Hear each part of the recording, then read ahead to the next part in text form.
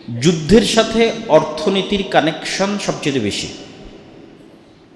আর কোনো কিছুর সাথে অর্থনীতির এতটা সম্পর্ক নাই যুদ্ধের সাথে যতটা সম্পর্ক আছে। আজকের বিশ্ব, বাংলাদেশ একটা F-16 বলেন অথবা আরও উঁচু লেভেলের যে বিমান আছে কিনতে পারে না কেন? টাকার অভাবে। একটা বোমা তৈরি করতে পারে না, ট্যাঙ্ক তৈরি করতে পারে না, এন্টি মিসাইল সিস্টেম নেই কেন? টাকার অভাবে। যারা আছে তার টাকার কারণে আছে। তো অন্যতম একটা বড় ফ্যাক্টর যুদ্ধে হচ্ছে টাকা, অর্থ। তো অর্থ যদি স্বাধীন না থাকে, অর্থ যদি কুক্ষিগত হয়ে যায়, তাহলে যুদ্ধ করেও স্বাধীন হওয়া যাবে না, যুদ্ধ করেও গোলাম থাকতে হবে। কেন? অর্থ স্বাধীন হয়, টাকা স্বাধীন হয়। তাহলে টাকা কোথায় গোলাম? সমাজে যখন সুদ থাকবে, পৃথিবীতে যখন সুদ থাকবে, তখন টাকা গোলাম, অর্থনীতি গোলাম। তখন যুদ্ধে বিজয় অর্জন করলেও প্রকৃত স্বাধীনতা অর্জন সম্ভব নয়। এই জন্য প্রকৃত স্বাধীনতার জন্য অর্থনৈতিক স্বাধীনতা জরুরি, লাজেম, লাগবেই। অর্থনৈতিক স্বাধীনতা ছাড়া কখনোই শুধু যুদ্ধ দিয়ে কোনো স্বাধীনতা টেকসই হয় না। আল্লাহ সুবহানাহু ওয়া তাআলা বলেছেন, ওয়াত্তাকুন নার আল্লাতী উইদ্দাত লিল কাফিরিন, আগুনকে ভয় করো, ওয়া আতিউল্লাহ ওয়ার রাসূল লাআল্লাকুম তুরহামুন, আল্লাহর আনুগত্য করো, রাসূলের আনুগত্য করো, তাহলে দয়া প্রাপ্ত হবে। দয়া প্রাপ্ত হওয়ার শর্ত আল্লাহ এবং রাসূলের আনুগত্য। ওয়াসারিউ ইলা মাগফিরাতিন মির রাব্বিকুম ওয়া জান্নাতিন আরদুহাস সামাওয়াতু ওয়াল আরদ উইদ্দাত লিল মুত্তাকিন, আর তোমরা দৌড়াও, দৌড়ের প্রতিযোগিতা করো, ইলা মাগফিরাতিন মির রাব্বিকুম, রবের ক্ষমার দিকে, রবের ক্ষমার দিকে দৌড়ে যাও। ওয়া জান্নাতিন আরদুহাস সামাওয়াতু ওয়াল আরদ, আর এমন জান্নাতের দিকে দৌড়াতে থাকো যেই জান্নাতের প্রশস্ততা আসমান এবং জমিনের চেয়েও বড়, সেই জান্নাতের জন্য দৌড়াও। উইদ্দাত লিল মুত্তাকিন, আল্লাহ এই জান্নাত প্রস্তুত করেছেন মুত্তাকিদের জন্য। মুত্তাকি মানে আবার ওই আগের কথায় ফিরে যেতে হবে, যে সদা সর্বদা সতর্ক এবং সচেতন পদক্ষেপ নিচ্ছে। এটা ছাড়া আপনি জান্নাতে যেতে পারবেন না। একটা আলো, যে এখানে ঝাড়বাতি আছে, রাতে যদি জ্বলে তাহলে সব পোকা এখানে আসবে। একমাত্র মুত্তাকি পোকা, যদি কোনো মুত্তাকি পোকা থেকে থাকে যে সদা সর্বদা সচেতন এবং সতর্ক পদক্ষেপ নেয়, ও সব পোকার চাইতে বিপরীতে ছুটবে। না, এই আলোতে যাওয়া যাবে না, গেলে পুড়ে যাব, বিপরীতে ছুটবে। কেন? ও সতর্ক, সচেতন, ঠিক স্রোতের বিপরীতে চলার মতো। তাহলে মানুষের শাহওয়াত, মানুষকে টানতেছে, জাহান্নাম টানতেছে, মানুষের মনের ইচ্ছা। তাহলে ওই মনের ইচ্ছার বিপরীতে গিয়ে সদা সর্বদা সতর্ক পদক্ষেপ না নিলে আপনি তো জান্নাতের দিকে যেতে পারবেন না। তো জান্নাত প্রস্তুত আছে মুত্তাকিদের জন্য, যারা স্রোতের বিপরীতে, মনের বিপরীতে সদা সর্বদা সতর্ক এবং সচেতন পদক্ষেপ নেয়। আল্লাহ এবার মুত্তাকিদের কিছু বৈশিষ্ট্য বলছেন। আল্লাযীনা ইউনফিকুনা ফিস সাররাই ওয়াদ দাররা ওয়াল কাযিমিনাল গায়জ ওয়াল আফিনা আনিন নাস আল্লাহু ইউহিব্বুল মুহসিনিন। মুত্তাকি তারাই যারা সুখেও ব্যয় করে, দুঃখেও ব্যয় করে। যখন কোটি টাকার মালিক তখন খরচ করা সহজ, যখন আমি রিক্সা চালক, 5 টাকাও নাই, তখনও আল্লাহর রাস্তায় দান করব, এটা অনেক কঠিন। ওয়াল কাযিমিনাল গায়জ, যারা রাগকে পান করে যায়। তৃষ্ণার্ত ব্যক্তি যেভাবে পানি পান করে ফেলে, আর এভাবে রাগকে পান করে নেয়। মানে কোনো মানুষের উপর রাগ তৈরি হলেও সেটার বহিঃপ্রকাশ ঘটায় না। সামর্থ্য এবং শক্তি আছে রাগের বহিঃপ্রকাশ ঘটানোর, তারপরও ঘটায় না। একটা তো সামর্থ্যই নাই, তার কথা বলা হচ্ছে না। অসহায় মানুষও রাগ করে কি করবে? কিন্তু যে রাগ করে কিছু করতে পারবে তারপরেও করে না, ওয়াল কাযিমিনাল গায়জ, রাগকে নিজের মধ্যেই রাখে। ওয়াল আফিনা আনিন নাস, একদল আছে রাগ তাৎক্ষণিক প্রকাশ করলো না, কিন্তু ঠান্ডা মাথায় ব্রেনে ওকে মারবে, সময় সাপেক্ষে এমনভাবে প্যাচে ফেলবে, প্রতিশোধ নেবে খুব ঠান্ডা ব্রেনে। আল্লাহ পরের ধাপে এই জন্য বলতেছেন, রাগকে দমন করলা কিন্তু ধীরে সুস্থে প্রতিশোধ নিলে না। ওয়াল আফিনা আনিন নাস, ক্ষমা করে দিবে। কাযিমিনাল গায়জ, রাগ বহিঃপ্রকাশ ঘটাবে না। ওয়াল আফিনা আনিন নাস, ক্ষমা করে দিবে। এর চাইতে উঁচু স্তর কোনটা? ওটার কথা এবার সব শেষে বলছে, ওয়াল্লাহু ইউহিব্বুল মুহসিনিন। এটা তো গেল স্বাভাবিক মুত্তাকি এবং মুমিনদের কাজ। স্বাভাবিক মুত্তাকি এবং মুমিনদের কাজ হচ্ছে রাগের বহিঃপ্রকাশ ঘটাবে না, মানুষকে ক্ষমা করে দেবে। এদের চাইতে উঁচু স্তর মুহসিন ইহসান তারা কারা? রাগ তো চেপে যাবে, ক্ষমা তো করে দিবে, পাল্টা তার সাথে ভালো ব্যবহার করবে, এ হলো মুহসিন। আল্লাহু ইউহিব্বুল মুহসিনিন। আর এই সর্বোচ্চ স্তরে যে পৌঁছে গেছে এদেরকে আল্লাহ ভালোবাসে। এরা হচ্ছে তাকওয়া এবং ইহসানের সর্বোচ্চ স্তরে পৌঁছে যাওয়া ব্যক্তি। ওয়াল্লাযীনা ইযা ফাআলু ফাহিশাতান আও যালামু আনফুসাহুম, তার মানে কি মুত্তাকি এবং মুহসিনিনরা নিষ্পাপ, কোনো গুনাহই করবে না? না, আল্লাহ বলছেন মুত্তাকি তারাই যাদের থেকে কোনো ভুল হয়ে গেলে, গুনাহ হয়ে গেলে, ফাহিশাতান বড় গুনাহ হয়ে যেতে পারে, জিনা ব্যভিচার থেকে শুরু করে যে কোনো বড় গুনাহ হয়ে যেতে পারে, আও যালামু আনফুসাহুম এবং ছোট গুনাহ হতে পারে, যদি হয়ে যায় যাকারুল্লাহ, এরা সাথে সাথে আল্লাহকে স্মরণ করে, ফাস্তাগফারু লিযুনুবিহিম, এবং নিজের পাপের জন্য আল্লাহর কাছে ক্ষমা প্রার্থনা করে, ওয়া ইয়াগফিরুদ যুনুবা ইল্লাল্লাহ, আর তারা জানে যে পাপের ক্ষমা আল্লাহ ছাড়া কারো কাছে না, কোনো অলিয়া আউলিয়া পীর দরবেশ মাজার না, পাপের ক্ষমা আল্লাহর কাছে। ওয়ালাম ইউসিররু আলা মা ফাআলু, আর যদি গুনাহ ছোটও হয় তবুও মুত্তাকি ওরা যে এই ছোট গুনাহ বারবার করে না, লাম ইউসিররু আলা মা ফাআলু, ওই গুনাহের উপর অটল থাকে না। একটা ছোট গুনাহ যদি বারবার করা হয় সেটা কবিরা গুনাহে পরিণত হয়ে যায়, তাহলে ও মুত্তাকির কাতারে আর থাকলো না, মুহসিনের কাতারে আর থাকলো না। মুত্তাকি মুহসিনদের গুনাহ হতে পারে, কিন্তু তার গুনাবলী কি, সাথে সাথে সে আল্লাহকে স্মরণ করে ক্ষমা চেয়ে আর ওই গুনাহ দ্বিতীয়বার না করার সত্য সংকল্প করে, দ্বিতীয়বার হয়ে যেতে পারে, কিন্তু যখন সে তওবা করতেছে তখন তার অন্তরে শতভাগ সত্য সংকল্প আছে যে এই গুনাহ সে আর দ্বিতীয়বার করবে না। ওয়াহুম ইয়ালামুন, আর আল্লাহ সুবহানাহু ওয়া তাআলা যদি তারা এইভাবে আল্লাহর কাছে ক্ষমা চাইতে পারে, তারা আল্লাহ বলছেন উলাইকা জাযাউহুম মাগফিরাতুম মির রাব্বিহিম, এদের এক নাম্বার প্রতিদান হচ্ছে আল্লাহর ক্ষমা। কেননা পরকালে কেউ নিজের আমলের জোরে জান্নাত দাবি করতে পারবে না, তাহলে জান্নাতে যেতে হলে ক্ষমা লাগবে, দয়া লাগবে, তো এদেরকে আল্লাহ ক্ষমা করে দেবে। ওয়া জান্নাতিন তাজরি মিন তাহতিহাল আনহার, এবং এমন জান্নাতে প্রবেশ করার সুযোগ দিবে যেই জান্নাত শব্দের শাব্দিক অর্থ হচ্ছে বাগান, এমন সুজলা সুফলা সুশোভিত সুন্দর বাগান যার নিচ দিয়ে ঝর্ণাধারা প্রবাহিত, যেটা মানুষের কল্পনা তো আসতে পারে না যে এটা কত সুন্দর হতে পারে। খালিদিনা ফিহা, তারা সেখানে চিরস্থায়ী থাকবে। ওয়া নি'মা আজরুল আমিলিন, আর সৎ কর্মশীলদের আল্লাহ এভাবেই পুরস্কৃত করে থাকেন। কদ খালাত মিন ক্বাবলিকুম সুনানুন ফাসিরু ফিল আরজ, আবার আমরা যুদ্ধের ঘটনায় ফিরে আসতেছি। উহুদের যুদ্ধের সাময়িক পরাজয় দেখে তোমাদের মনে হতে পারে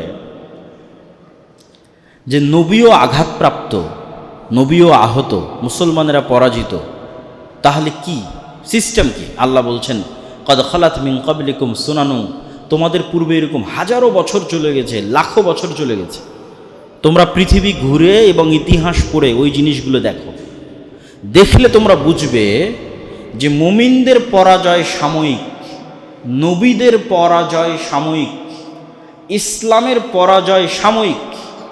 আকিবাতুল মুকাজ্জিবিন, যারা মিথ্যুক কাফের মুশরিক, ফাইনালি সময় লাগতে পারে কিন্তু ফাইনাল পরাজয় ওদের।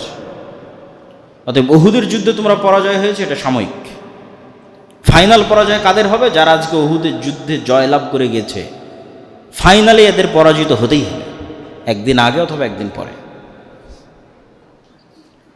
ওয়ালা তাহিনু ওয়ালা তাহজানু ওয়া আনতুমুল আ'লাউনা ইন কুনতুম মুমিনিন।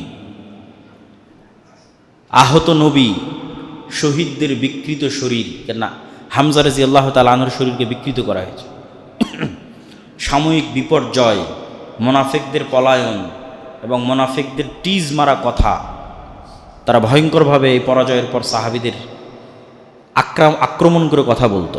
বলেছিলাম না আমাদের কথা শুনতে যে মদিনার মধ্যে থাকো, বলেছিলাম না আমাদের সাথে পালিয়ে আসো, এই যে আমাদের সিদ্ধান্ত ঠিক ছিল, আমাদের কথা না শোনার জন্যই পরাজয় হয়েছে। বলছে ওয়ালা তাহিনু ওয়ালা তাহজানু, এই ধরনের চতুর্মুখী চাপে ওয়ালা তাহিনু ওয়ালা তাহজানু, তোমরা ভেঙে পড়িও না, দিনের দাওয়াত, আল্লাহর রাস্তায় জিহাদের বিষয় তোমাদের প্রতিজ্ঞা যেন দুর্বল না হয়, এবং যারা যুদ্ধে নিহত হয়েছে এবং আহত হয়েছে তাদের নিয়ে যেন তোমরা হতাশায় না ডুবে থাকো। ও আনতুমুল আ'লাউনা, কেননা যারা মারা গেছে এরা আল্লাহর কাছে জান্নাতে জীবিত, আর তোমরা যারা দুনিয়াতে এখন পরাজিত এবং আহত অবস্থায় আছো তোমরা বিজয়ী হবা। ইন কুনতুম মুমিনিন, যদি তোমাদের মধ্যে ঈমান থাকে, যদি তোমাদের মধ্যে তাকওয়া থাকে, যদি তোমাদের মধ্যে সবর থাকে। ইয়ামসাসকুম করহুন ফাকাদ মাসাল কওমা করহুম মিসলাহ, আজকে উহুদের যুদ্ধে তোমাদের 70-এর অধিক সাহাবী মারা গেছে, অনেক তোমরা আহত, তোমাদের নবী আহত, মুনাফিকরা কথা শোনাচ্ছে। তা আজকে তোমরা যেই কষ্টের মধ্যে দিয়ে যাচ্ছ, ফাকাদ মাসাল কওমা করহুম মিসলাহ, এর চাইতে বেশি কষ্ট অথবা হুবহু এরকমই কষ্ট আল্লাহ কাফেরদের দিয়েছেন বদরে। ওদেরও 70 জন মারা গেছিল বদরে, বরং ওদের কষ্ট আল্লাহ বেশি দিয়েছিলেন কেন? উহুদের যুদ্ধে তোমাদের 70 জন মারা গেছে কিন্তু একজনও বন্দী নয়, আর বদরের যুদ্ধে তোমরা ওদের 70 জনকে হত্যা করেছো, পাশাপাশি আরো 70 জনকে বন্দী করেছো। তোমাদের যে 70 জন মারা গেছে এরা জান্নাতে জীবিত, আর ওদের যে 70 জন মারা গেছে ওরা জাহান্নামের আগুনে জ্বলতেছে। তোমরা যারা আজকে আহত অবস্থায় আছো তোমরা একদিন বিজয়ী হবাই, আর ওরা যারা আজকে সাময়িক বিজয় নিয়ে ফিরে যাচ্ছে এরা একদিন পরাজিত হবেই। তাহলে আজকে তোমরা যে কষ্ট পাচ্ছ কাছাকাছি এইরকমই অথবা এর চেয়ে বেশি কষ্ট আল্লাহ মক্কার কাফের মুশরিকদের বদরে দিয়েছেন। ওয়া তিলকাল আইয়ামু নুদাবিলুহা বাইনান নাস, আর আমি দিনকে মানুষের মধ্যে এভাবেই ঘুরাই। যেমন গত 17 বছর এবং এখনকার ইতিহাস যদি বাংলাদেশের দেখেন তাহলে এই আয়াতটাকে আপনি মিলাতে পারবেন যে ওয়া তিলকাল আইয়ামু নুদাবিলুহা বাইনান নাস, আমি আল্লাহ সময়ের মালিক, রাজত্বের মালিক, এইভাবেই সময়কে পরিবর্তন করতে থাকে। এক সময়ের ফাঁসির কাষ্ঠের আসামি এখন মন্ত্রী, আবার এক সময়ের মন্ত্রী এখন ফাঁসির কাষ্ঠের আসামি। ওয়া তিলকাল আইয়ামু নুদাবিলুহা বাইনান নাস। তো কালকে বদরে তোমরা অল্প ছিলে, ফেরেশতা দিয়ে বিজয় দান করেছি, আজকে উহুদে তোমরা অনেক, তারপরেও তোমাদের নবী আহত, তোমাদের 70 জন নিহত। তিলকাল আইয়ামু নুদাবিলুহা বাইনান নাস, এভাবে মানুষের মধ্যে সময়কে আমি ঘুরাই। ওয়ালিয়া'লাম আল্লাহুল্লাযীনা আমানু ওয়া ইয়াত্তাখিযা মিনকুম শুহাদা, আল্লাহ যাচাই করতে চান কে তোমাদের মধ্যে প্রকৃত মুমিন। খালি যদি বিজয়ের পর বিজয় আসে তাহলে মুনাফিকদের চেহারা তো বের হতো না, এটা পরিষ্কার হতো না যে কে ইমানের উপর অটল আছে, এটা তো আল্লাহ জানতে চায়।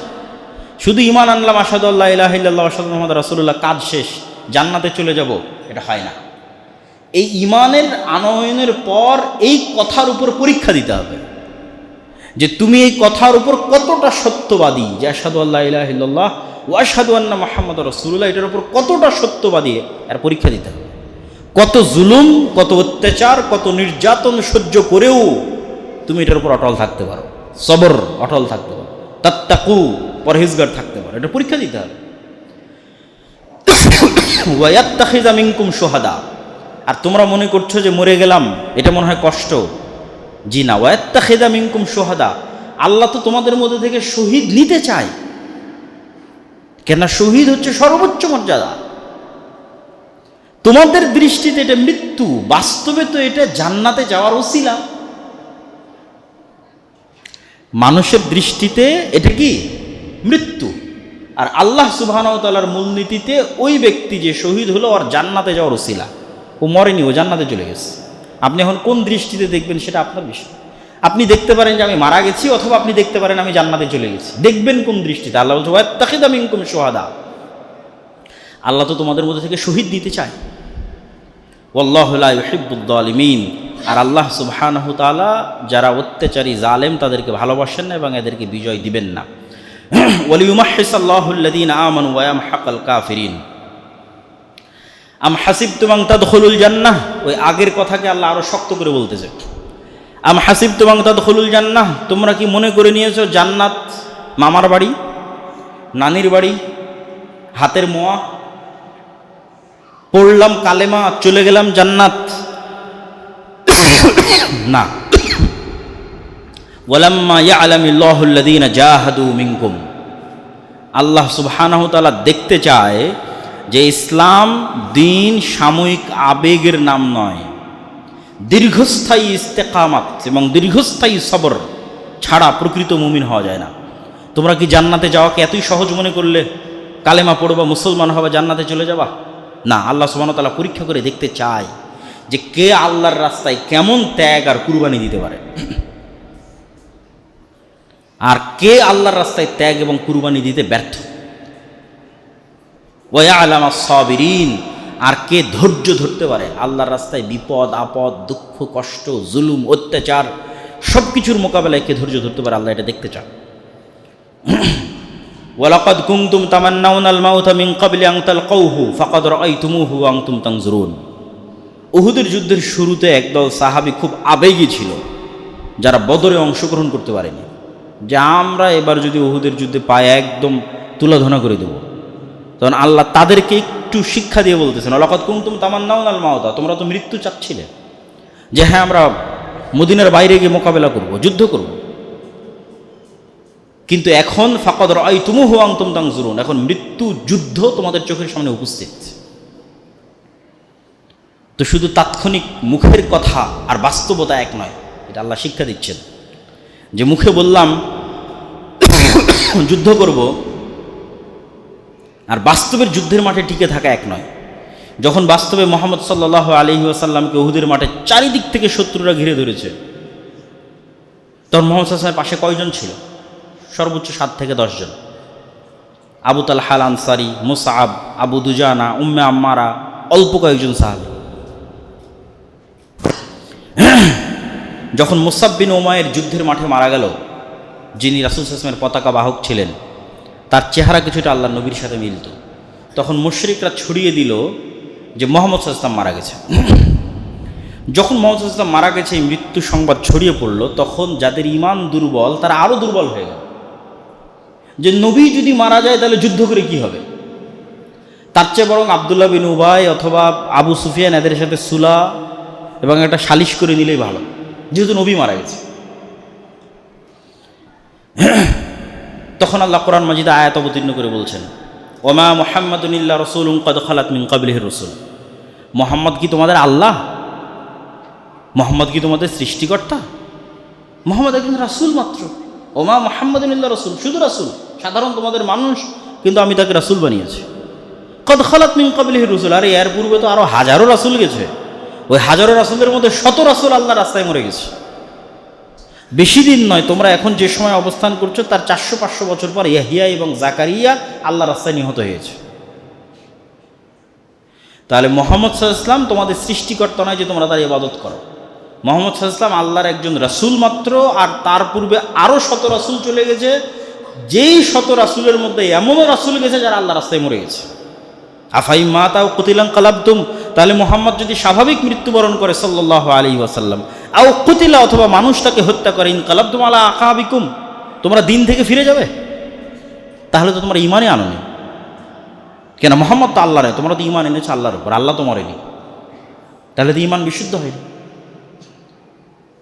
আল্লাহ সুবহানাহু ওয়া তাআলা হচ্ছেন আল হাই আল কাইয়্যুম, উনি তো মারা যান নাই, তাহলে ঈমান কার উপর? ওমান ইয়ানকালিব আলা আকিবাই ফালান ইয়াদুরুল্লাহ শাইআ, আর কেউ যদি ঈমান থেকে মুখ ফিরিয়ে নেয়, ও আল্লাহর কোনো ক্ষতি করতে পারবে না। আল্লাহ আর এক জাতিকে মুমিন বানাবে, তাদের দিয়ে তার দিন বিজয় করাবে। মানুষের ইবাদতে আল্লাহর কোনো উপকার হয় না, আর আল্লাহর অবাধ্যতায় আল্লাহর কোনো ক্ষতি হয় না। ওয়াসায়াজজিল্লাহু শাকিরিন, তবে হ্যাঁ, যারা শুকরিয়া আদায়কারী, আল্লাহ যে ঈমানের নিয়ামত দিয়েছে এটারও শুকরিয়া আছে। তো এই শুকরিয়া আদায়কারীদের মধ্যে একজন সাহাবী হচ্ছেন, অনেক সাহাবী, তার মধ্যে একজনের কথা ইতিহাসে উল্লেখযোগ্য, আনাস ইবনে নাজর। উনি বললেন, তোমাদের নবী যদি মৃত্যুবরণ করে, তো তোমাদের নবী যেই রাস্তায় গেছে তোমরা ওই রাস্তায় চলে মৃত্যুবরণ করো। এবং উনিও বীর বিক্রমে যুদ্ধের ময়দানের মধ্যে ঢুকে গেলেন মুশরিকদের মধ্যে, যে নবী যদি মারা যায় তাহলে নবী যে রাস্তায় মারা গেছে আমিও সেই রাস্তায় মারা যাব। তখনও কিন্তু স্পষ্ট হয়নি যে আল্লাহ নবী বেঁচে আছে না মারা গেছে। এবং আনাস বিন নাজর রাদিয়াল্লাহু তাআলা আনহু বীর বিক্রম যুদ্ধ করে তিনিও শহীদ হয়ে গেলেন। আর এই সেম আয়াত যখন মুহাম্মদ সাল্লাল্লাহু আলাইহি সাল্লাম সত্যিকারই মারা গেলেন, যখন তার মৃত্যু হলো, উহুদের যুদ্ধে না, একদম পরে, মক্কা বিজয়ের পরে, তখন তো ওমর রাদিয়াল্লাহু তাআলা আনহু মানতে চান না যে মুহাম্মদ সাল্লাল্লাহু আলাইহি সাল্লাম মারা গেছেন। তখন আবু বকর রাদিয়াল্লাহু তাআলা আনহু এই আয়াত পাঠ করে নিশ্চিত করলেন যে মুহাম্মদ সাল্লাল্লাহু আলাইহি সাল্লাম মারা যেতে পারে। ওয়ামা কানা লিনাফসিন আন তামুতা ইল্লা বিইজনিল্লাহ কিতাবাম মুআজ্জালা। তোমরা উহুদের যুদ্ধে অংশ নাও আর উহুদের যুদ্ধে থেকে পালিয়ে মদিনার মধ্যে লুকিয়ে থাকো, মৃত্যু আল্লাহর নির্ধারিত কিতাবে আছে।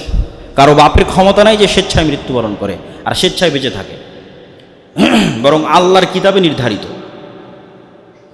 ওয়াকাআইয়িম মিন নাবিয়্যিন ক্বাতালা মাআহু রিব্বিয়ুনা কাসীর। আর আজকে তোমরা প্রথম মুহাম্মদ সাল্লাল্লাহু আলাইহি সাল্লামের সাথে যুদ্ধ করতেছো না, ইতিপূর্বে আর কত নবীর সাথে এরকম কত রব্বানি লোক যুদ্ধ করেছে আল্লাহর রাস্তায়, তার হিসাব নাই।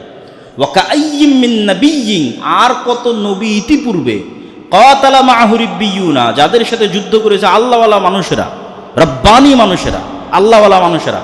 ফামা ওয়াহানু লিমা আসাবাহুম ফি সাবিলিল্লাহ, আল্লাহর রাস্তায় যুদ্ধ করতে গিয়ে তাদের যা বিপদ আপদ দুঃখ কষ্টের মুখোমুখি হতে হয়েছে, মা ওয়াহানু, তারা দুর্বল হয়নি।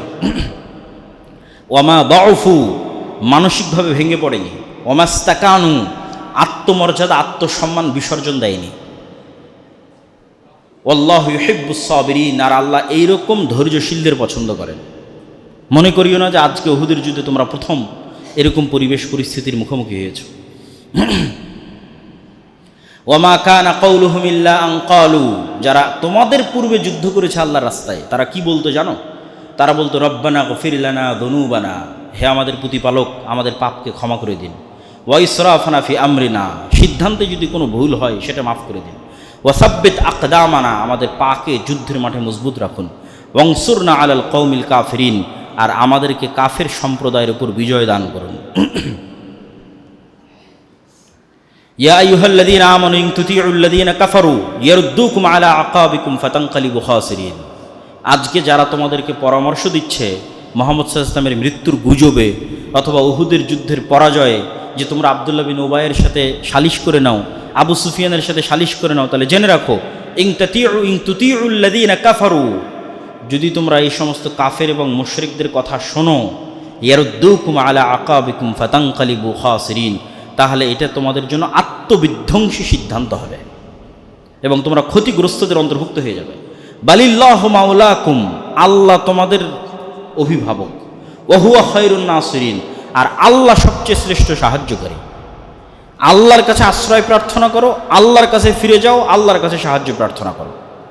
সানুলকি ফি কুলুবিল্লাযীনা কাফারুর রু'বা বিমা আশরাকু বিল্লাহি মা লাম ইউনাজ্জিল বিহি সুলতানা ওয়া মাওয়াহুমুন নার ওয়া বি'সা মাসওয়াদ যালিমিন। আর আমি আল্লাহ উহুদের যুদ্ধে তোমাদেরকে একটা সহযোগিতা করেছি, সেটা হচ্ছে উহুদের যুদ্ধে তো মুসলমানেরা পরাজিত, মুহাম্মদ সাল্লাল্লাহু আলাইহি ওয়াসাল্লাম কিনে সাহাবীরা পাহাড়ে আশ্রয় নিয়েছে। এখন তো চাইলেই আবু সুফিয়ান এবং তার বাহিনী মদিনাকে তছনছ করে দিতে পারে, বাকি বেঁচে থাকা সাহাবীদেরকে হত্যা করে দিতে পারে। তা না করে আবু সুফিয়ান এবং তার সৈন্যবাহিনী নিয়ে তারা মক্কায় ফেরত যেতে লাগলো। মক্কায় ফেরত যাওয়ার পথে 7, 8, 9, 10, 15, 20 কিলোমিটার যাওয়ার পর তাদের মাথায় কাজ করেছে, আরে আজকে তো আমরা যুদ্ধে বিজয়ী, তো ফেরত যাচ্ছি কেন? আজকেই তো সুযোগ মদিনাকে মাটির সাথে মিশিয়ে দেওয়ার, যতজন বেঁচে আছে সবকে হত্যা করার। তখন ওরা আবার ইনস্ট্যান্ট সিদ্ধান্ত নিল যে না, চলো ফিরে যাই। তখন একজন সংবাদ বাহক এসে মুহাম্মদ সাল্লাল্লাহু আলাইহি ওয়াসাল্লাম এবং তার সাহাবীদের সংবাদ দিল যে আবু সুফিয়ান এবং তার সৈন্যবাহিনী পুনরায় প্রস্তুত হচ্ছে পুনরায় মদিনা আক্রমণ করার জন্য।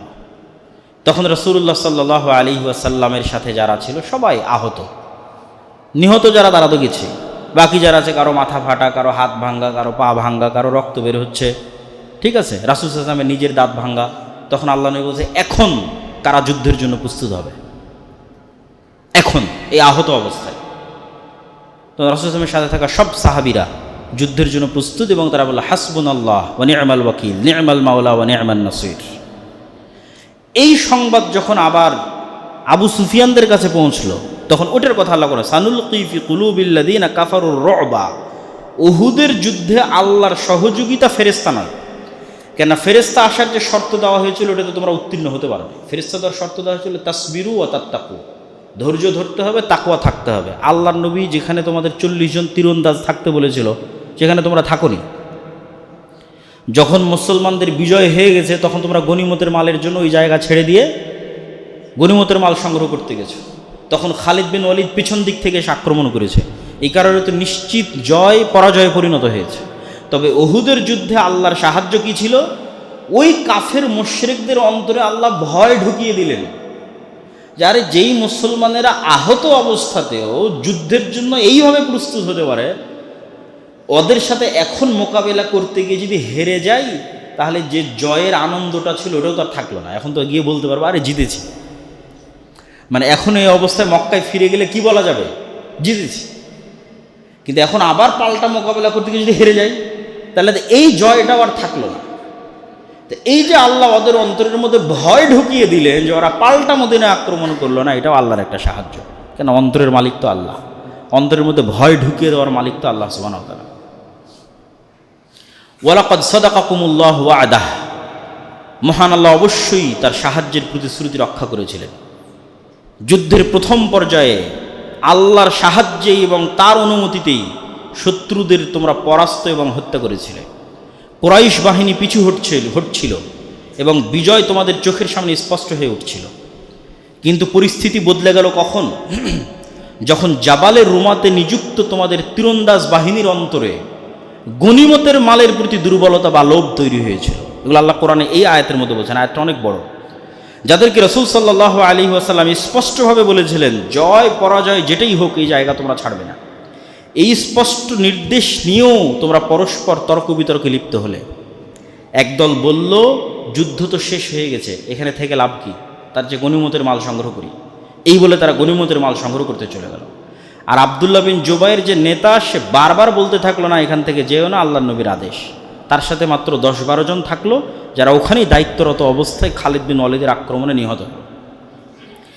এভাবেই তোমরা আল্লাহর ওয়াদাকৃত এবং তোমাদের কাঙ্ক্ষিত যে বিজয় দেখার পরেও রাসূলের আদেশ অমান্য করলে এবং নিজেদের পরাজয় নিজেরাই ডেকে আনলে। মূলত তোমাদের মধ্যে কেউ কেউ দুনিয়া চেয়েছিল, অর্থাৎ গনিমতের তাৎক্ষণিক দুনিয়াবি লোভ তোমাদের সিদ্ধান্তকে প্রভাবিত করেছিল।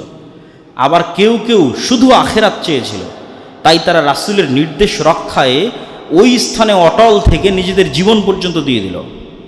আর এভাবেই মহান আল্লাহ মুশরিকদের উপর অর্জিত সাক্ষাৎ বিজয় থেকে তোমাদের ফিরিয়ে দিলেন।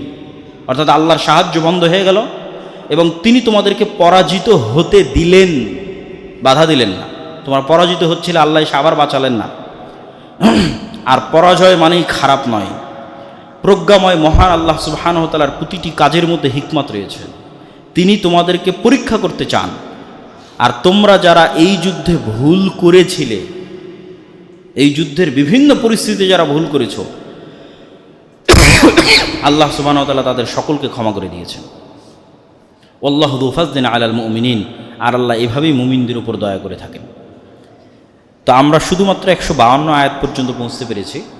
পরবর্তী কোনো জুমায় যদি কোথাও সুযোগ হয় আমরা উহুদের যুদ্ধের এই ধারাবাহিক আলোচনা শেষ করব, আল্লাহ সুবহানাহু ওয়া তাআলা যেভাবে বর্ণনা করেছেন। তো আমরা এই পুরো 121 থেকে 152 নম্বর আয়াত পর্যন্ত সূরা আলে ইমরানের, এর মধ্যে থেকে আমরা কি শিখলাম যদি সামারি সারমর্ম করি, যেহেতু আমাদের সময় শেষে এসেছে। তাহলে সামারি সারমর্ম হচ্ছে, নবী সাথে থাকার পরেও আল্লাহ সুবহানাহু ওয়া তাআলার সাথে জিবরাইলের মাধ্যমে নবীর সদা সর্বদা কথোপকথন হওয়ার পরেও মুসলমানেরা যুদ্ধে পরাজিত হচ্ছে এবং এই পরাজয় থেকে অনেক কিছু শিখার আছে। যে উম্মতে মুহাম্মাদিকে আল্লাহ অতি অলৌকিক কিছু দিয়ে বিজয় দিবে না, অতি অলৌকিক কিছু। ফেরেশতাদের ওখানেও আল্লাহ বাধা দিলেন, মানে সংশোধন করে দিলেন যে তোমরা মনে করিও না যে ফেরেশতা আসলেই জিতে যাব, আর ফেরেশতা না আসলে আমরা পরাজিত হব। জয় পরাজয়ের মালিক আল্লাহ।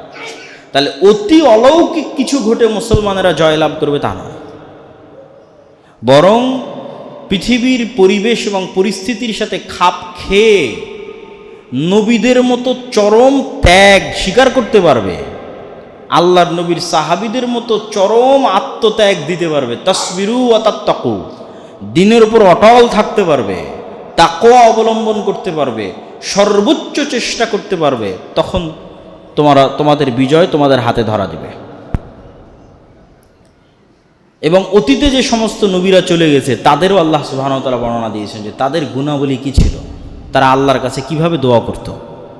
আর জান্নাত এত সহজ নয়, জান্নাতে যাওয়ার জন্য অনেক কাঠখড় এবং ত্যাগ এবং তিতিক্ষার পাশ করেই জান্নাতে যেতে হবে।